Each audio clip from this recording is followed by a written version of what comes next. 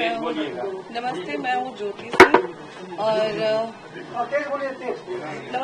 ज्योति सिंह और आप सभी को मैं प्रणाम करती हूँ।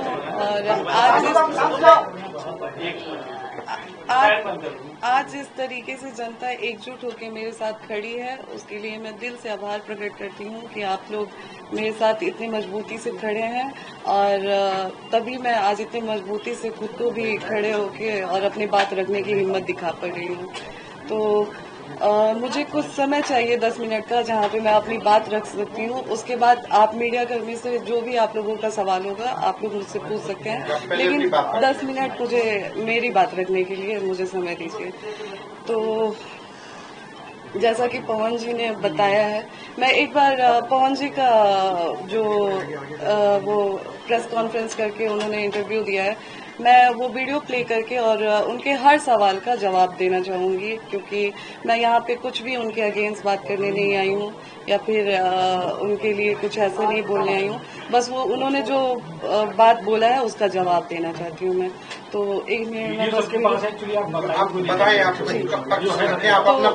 जैसा कि थोड़ा तेज बोल दो क्योंकि पंखा बंद कर दो भाई। जैसा कि लाउड बोलिए तो माइक में आवाज आ जाएगी। बात करना छुपाए है, आवाज ही नहीं जाएगी। चलिए ठीक है। तो जैसा कि आप लोगों को पता है कि 5 तारीख को मैं पवन जी से मिलने उनके आवास पे पहुंची थी।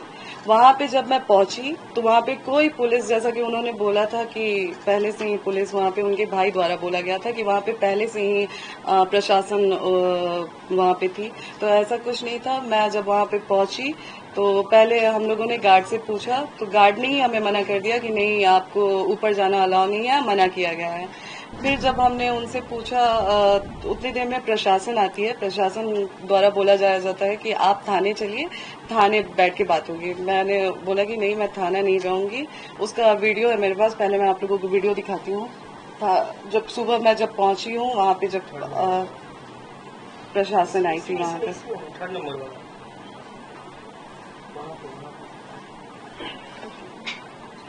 ये वीडियो है जो सुबह जब मेरे पहुंचने के बाद प्रशासन बुलाई गई।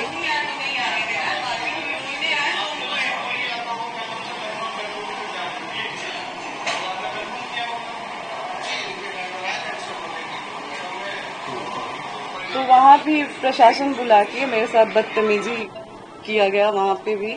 और पवन जी बोल रहे हैं कि जब मैं रूम में चली गई उसके बाद प्रशासन बुलाई गई, और ऋतिक जी कह रहे हैं कि हम लोगों ने पहले से प्रशासन सुबह से ही वहां पे प्रेजेंट थी। तो पहले तो आप इन दोनों लोगों के बात में ही फर्क समझ जाइए आप लोग कि दोनों भाई लोग अलग अलग बात कर रहे हैं। और दूसरी बात कि चुनाव को लेके कि इतना आप गिर गई, तो चुनाव को लेके मैं गिरी। मैंने उसके बाद भी एक वो डाला कि पोस्ट डाला कि अगर आप मुझे पत्नी रूप में स्वीकार करते हैं तो मैं आज भी चुनाव लड़ने के लिए मना कर रही हूँ और मैं चुनाव नहीं लड़ूंगी। मैं यहाँ तक भी बोल रही हूँ कि अगर आप मुझे बोलेंगे कि आप अपने परिवार से रिश्ता खत्म कर दीजिए, आपके साथ अगर आप मेरे साथ ये भी कंडीशन रखते हैं कि आप अपने परिवार से नहीं मिलेंगी, आप अपने मायके नहीं जाएंगी, तो मैं वो भी करने के लिए तैयार हूँ। चुनाव नहीं लड़ेंगी, मैं वो भी करने के लिए तैयार हूँ, लेकिन शर्ते कि आप मुझे पत्नी के रूप में स्वीकार करिए तब। और चुनाव की बात, तो आप लोग ही बताएं कि 15 साल से पार्टी में स्टार प्रचारक के रूप में पवन जी ने काम किया है। 15 साल में उन्होंने अपने लिए टिकट नहीं, वो खुद के लिए टिकट नहीं ले पाए, तो मैं किस मुंह से जाऊंगी उनसे ये कहने कि आप हमें टिकट दिलाइए भाजपा से। मेरा ये सवाल है कि किस मुंह से आखिर मैं जाऊंगी। पहले वो अपने लिए तो टिकट ले लें, फिर तो वो हमें दिलाएंगे। जो 15 साल में कार्यकर्ता के रूप में काम किए पार्टी में, फिर भी उनको पार्टी के द्वारा टिकट नहीं मिला, तो वो हमें टिकट क्या दिलाएंगे। और बच्चे की बात रही कि बच्चे के लिए वो तरस गए हैं, तो जो इंसान बच्चे के लिए तरसता है वो दवा नहीं खिलाता है अपनी पत्नी को। मुझे हर बार दवा खिलाया गया और बहुत सारी चीजें मैंने आज भी मीडिया में नहीं रखी थी, लेकिन आज पवन जी ने मुझे मजबूर कर दिया है। मैं पवन जी को बदनाम नहीं कर रही हूँ, मैं बस अपना पक्ष रख रही हूँ। खुद के बारे में जो चीजें हैं वो मैं आज मीडिया में रख रही हूँ। पवन जी द्वारा मुझे जब दवा खिलाया जाता था, उस चीज के विरोध में जब मैं बोलती थी तो मुझे इतना टॉर्चर किया गया कि मैंने स्लीपिंग पिल्स खा लिया था, नींद की गोली, उस समय उनके भैया रानू भैया जी थे और उनके टीम मेंबर में से दीपक भैया थे, विक्की जी थे। रात के 2 बजे वो लोग मुझे उठा के हॉस्पिटल ले गए और वहां पे मेरा इलाज हुआ। हॉस्पिटल का नाम मैं आपको दिखाती हूँ।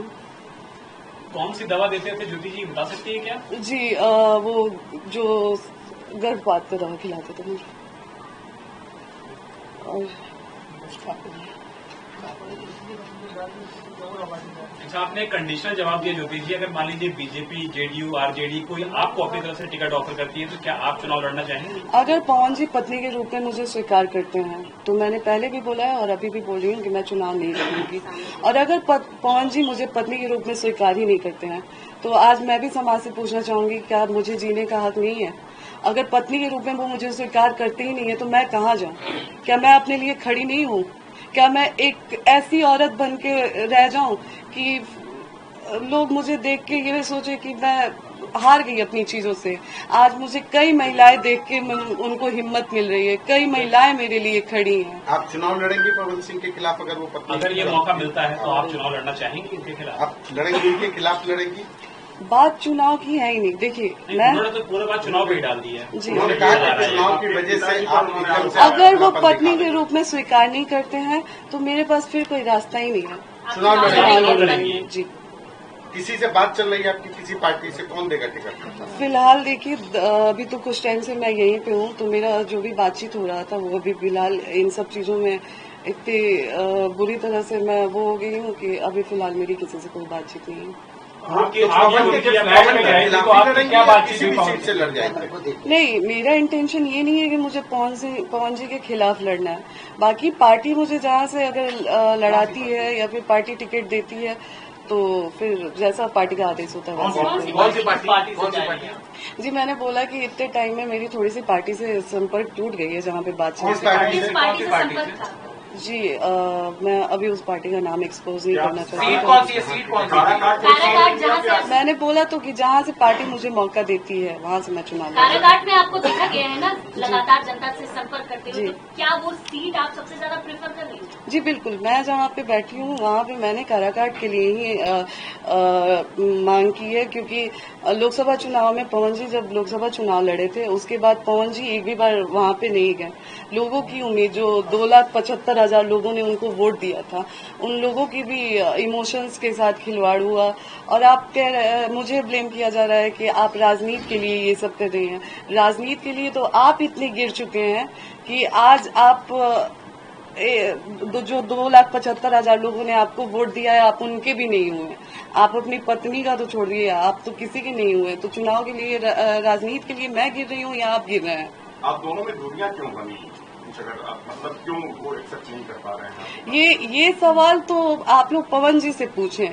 और एक और चीज जो पवन जी ने बोला है कि जब मामला कोर्ट में है, तो एक सवाल आज लोगों से, जनता से मेरा भी है। मैं चाहूंगी कि जनता ये सवाल मेरे तरफ से पवन जी से करे, क्योंकि मेरे किसी भी सवाल का जवाब तो पवन जी दे नहीं रहे हैं। मैं कुछ भी पूछ रही हूँ तो वो बोल नहीं रहे हैं। तो शायद जो जनता में आके वो बात कर रहे हैं, तो एक सवाल मैं चाहूंगी कि जनता मेरे तरफ से पूछे, और मैं आग्रह करूंगी जनता से कि एक सवाल मेरे तरफ से जनता द्वारा पूछा जाए कि क्या जब वो लोकसभा चुनाव में मुझे बुलाए थे उस समय कोर्ट में मामला नहीं था? क्या जब दोबारा मेरे मांग में सिंदूर डाला गया उस समय कोर्ट में मामला नहीं था? क्या दोबारा जब पति पत्नी की तरह मुझे रखा गया उस समय चुनाव में मामला नहीं था? क्या जब लोकसभा चुनाव से पहले पवन जी मुझे अपने फ्लैट पे लेके गए उस समय कोर्ट में मामला नहीं था? क्या जब दोबारा पवन जी चुनाव के बाद मुझे 20 दिन